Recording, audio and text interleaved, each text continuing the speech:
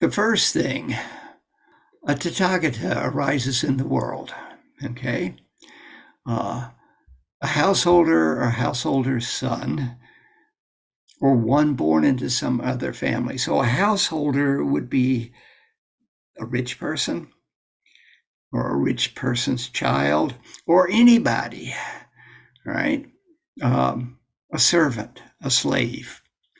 Here's the Dhamma, gains faith in the Tathagata. Well, today we're probably going to gain faith in the Dhamma rather than the Buddha to start with, since the Buddha's not really around. And then one reflects, the household life is crowded, a path of dust, shave off hair and beard, and joins the Tathagata's order. Basically commits to practice. And so this is what we need to do in order to make progress on the spiritual path. We've got to commit ourselves to actually doing the practice, right? And then the summary, one lives restrained by the rules, the precepts,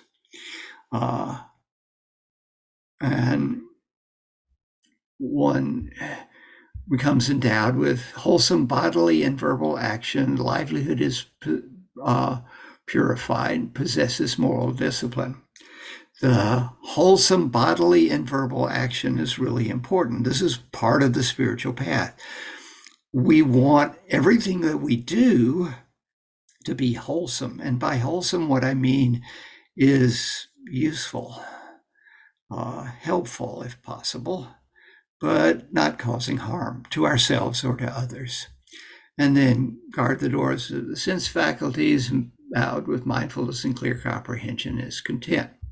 And then the detailed explanation of what this means. So we have, having abandoned the destruction of life, one has laid down the rod and weapon and dwells conscientious, full of kindness and sympathetic for the welfare of all living beings. We get the precept of, I undertake the training to refrain from killing living beings. But actually, there's more to the first precept, as we see here. One dwells conscientious, full of kindness, sympathetic for the welfare of all living beings. So really the first precept is more than just don't kill. There's a second clause here, which is, try and be helpful to all living beings. It's not just don't kill, it's also practice love towards all beings, love and compassion.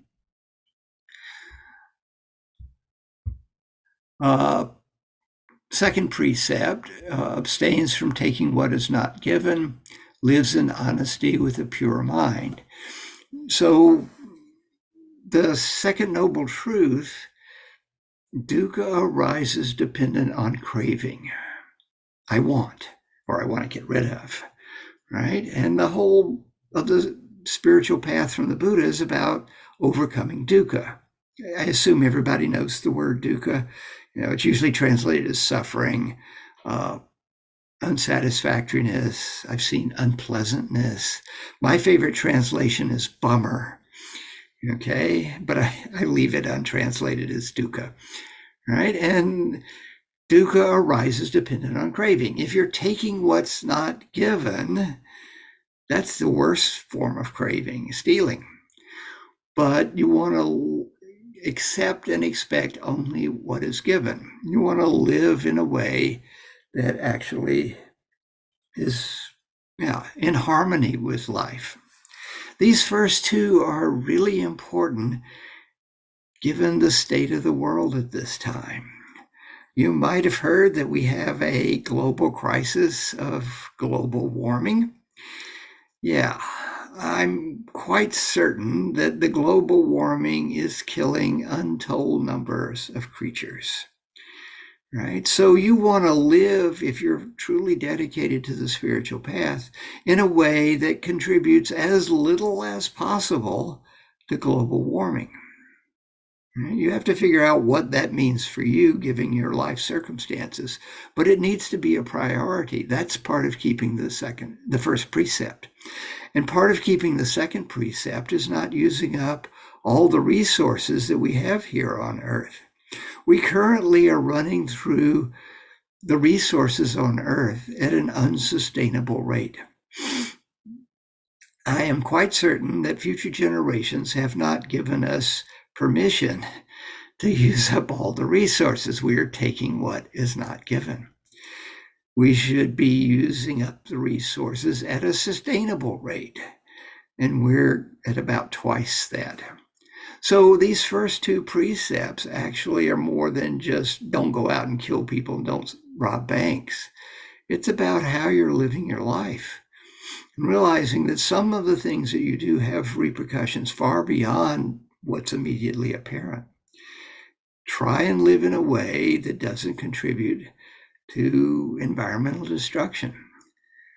Try and live in a way that doesn't use up resources.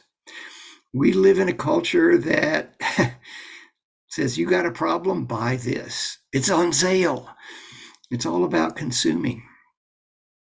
As Ayya Khema told me early on, there's nothing to get on the spiritual path. It's all about letting go. There's a book in the Tibetan tradition called Liberation in the Palm of Your Hand. It's a big old thick book. It's pretty good. I read it. But the title is the best part, because we do have liberation in the palm of our hand. You can see it. Make a fist. Hold it up in front of your face. Come on. I want to see your fist up in front of your face, right? You want to see liberation? Look at the palm of your hand. That's how you get there, right? This is what the first and second precepts are about. The third precept, this is for the monastics. Having abandoned in celibacy leads the holy life of celibacy. One dwells aloof and abstains from the vulgar, maybe a little bit mistranslated. I believe it says the village practice of sexual intercourse, the layperson's practice. The Buddha wasn't opposed to lay practitioners, and he expected them to engage in sexual intercourse. I mean, that's how you preserve the family. If everybody didn't practice, if everybody was celibate, then Buddhism would die out. In America, we had a group of people called the Shakers. They made absolutely gorgeous furniture, but they were celibate and they died out. So yeah, the Buddha is not against sexual intercourse for lay people. He is for the monastics. You got to remember, at that time, the only effective means of birth control was celibacy. And if you're really dedicated to the spiritual path, it's going to be harder if you're trying to raise kids. And the Buddha is like, you want to follow this path, it's a full-time job. So yeah, don't have kids that you need to take care of. For us lay people, the precept is, I undertake the training to refrain from sexual misconduct.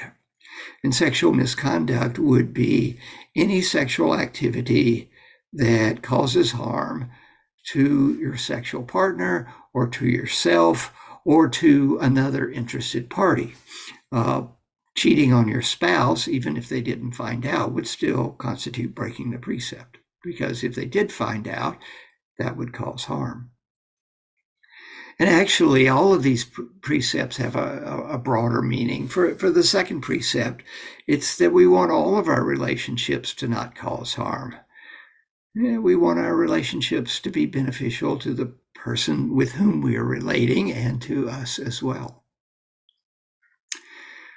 And then, having abandoned false speech, one abstains from falsehood, speaks only the truth, lives devoted to truth, trustworthy and reliable, does not deceive anyone in the world. In other suttas, the Buddha definitely talks about that you need to speak the truth when it's useful and timely, and say it with a heart full of love. He says, if you know something that's not true and not useful, don't say it. If you know something that's not true but is useful, don't say it. If you know something that is true but not useful, don't say it. If you know something that's both true and useful, find the right time to say it, and say it with a heart full of love. I don't have the sutta reference off the top of my head, but it's in the book. So get the book and look at the right speech, and you can find the reference to that particular sutta. And the way it's put here, it's not just I refrain from speaking from wrong speech. It spells it out. So refrain from falsehood, abandoning slander. In other words, abandoning creating division. One does not repeat elsewhere what one has heard here in order to divide others from the people here, nor does one repeat here what one has heard elsewhere to divide these from the people here. Thus, one is a reconciler of those who are divided and a promoter of friendships. Rejoicing, delighting, and exalting in concord, one speaks only words that are conducive to concord. So part of right speech is being a peacemaker, of bringing people together rather than causing division. One abandons harsh speech. Yes, you can get someone's attention by using 4-letter words, but if you really want to make your point and have it well received, yeah, you don't want to use harsh speech. And then one abandons idle chatter. In some of the suttas, the Buddha describes what he considers unedifying conversations. Conversations about kings, ministers, armies, dangers, wars, food, drink, clothing, garlands, perfumes, villages, towns, cities, countries, relatives, carriages, street and well gossip, talk of heroes, desultory chat, speculations about land and sea, talk of being and non-being. Now, admittedly, this was given to the monastics, but yeah, think about it. In the UK, do you get a 6 o'clock dukkha report? On your TV? That's what it is, right? I mean, they tell you about the dukkha in Ukraine and the dukkha in Africa and the dukkha in the UK. And then they come back with the weather, right? You do need to know what's going on, but you don't need a fire hose of dukkha reports.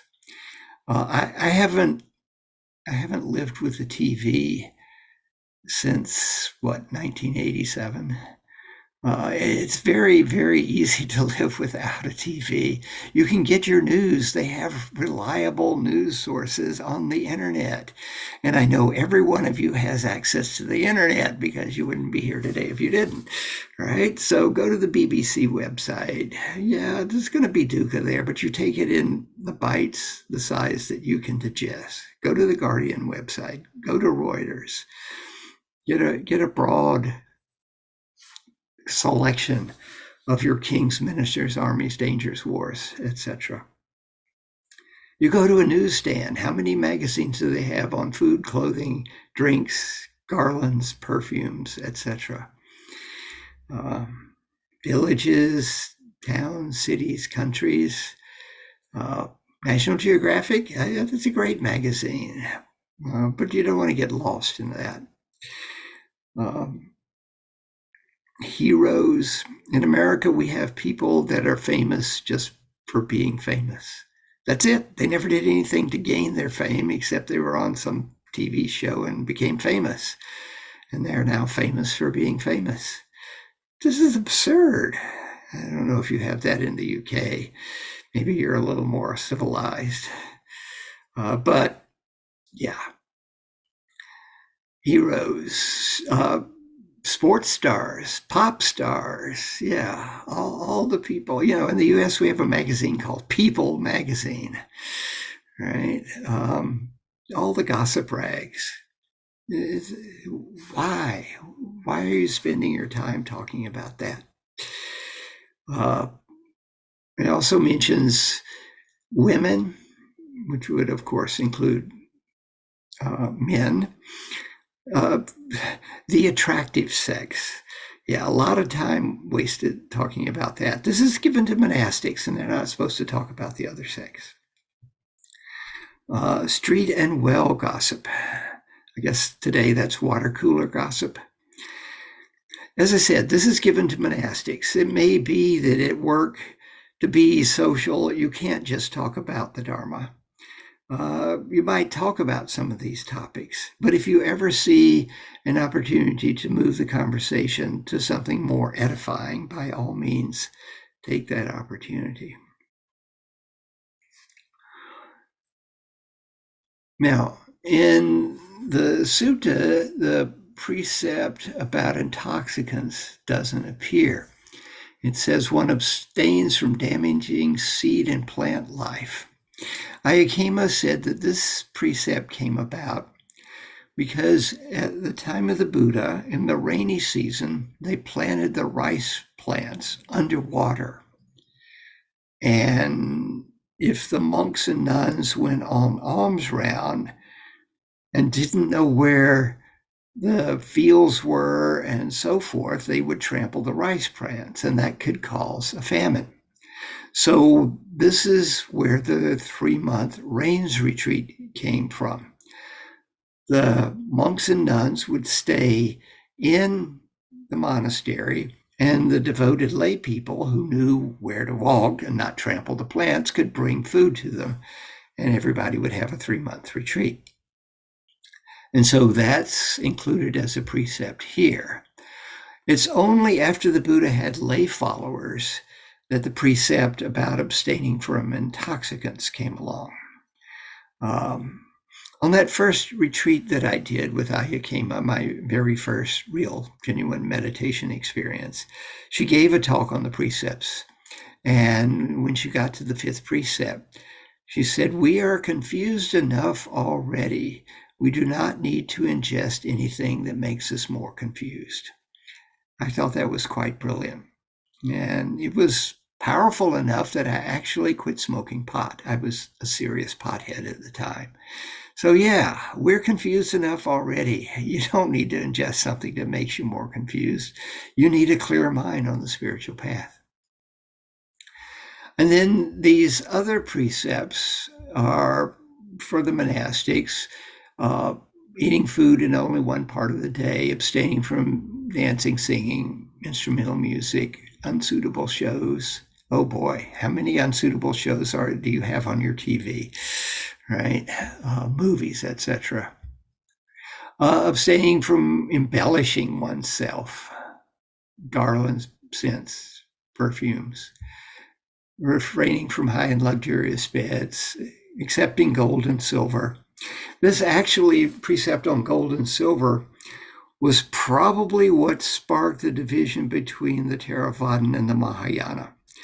The town monks wanted to use gold and silver. After all, when he was dying, the Buddha said that they could abolish the precepts, the minor precepts. So the Buddha says, abolish the minor precepts. But nobody asked the Buddha, Venerable Sir, what are the minor precepts? So at the first council, they decided to keep everything. But the town monks found it very inconvenient not to be able to handle gold and silver. And so they wanted to abolish that precept. But the forest monks are like, no, we got to keep everything. So this was the basis of the second council. And at the second council, it was decided, no, we're keeping everything. And so the town monks left. And they formed a different sect, the Mahasankhistas, the great Sangha guys. And they abolished that precept. And the Mahasankhistas and let's call them proto-Theravadins, eventually became what we know today as the Theravadins and the Mahayana. So what we were looking at was the first of 3 sections on moral discipline.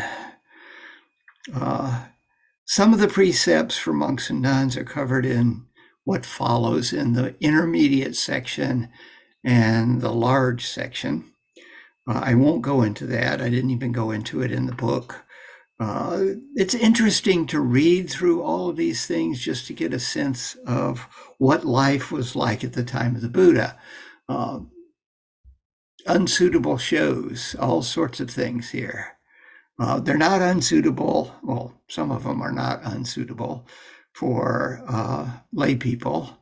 Art exhibitions are fine. Combats of rams, cocks, quails, nah, that's out.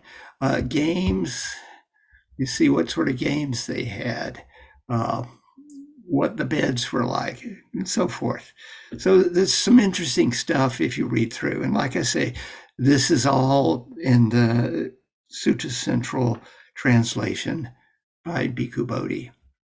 So no worries about skipping it. You can read it later. At the end of it, it says, Great King, one who is possessed of moral discipline sees no danger anywhere in regard to restraint by moral discipline.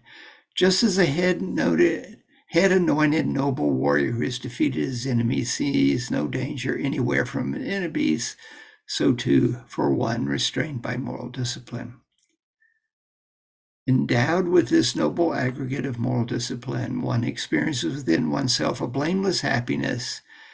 In this way, Great King, one is possessed of moral discipline. So this is the foundation. This is what you've got to do if you want your spiritual practice to succeed. You've got to live a life of harmlessness, basically, to the best of your ability. There's always going to be some harm. I mean, we eat, and things we eat, yeah, we have to kill to eat them, whether they be plants or animals. So there's going to be some harm, but you want to minimize the harm.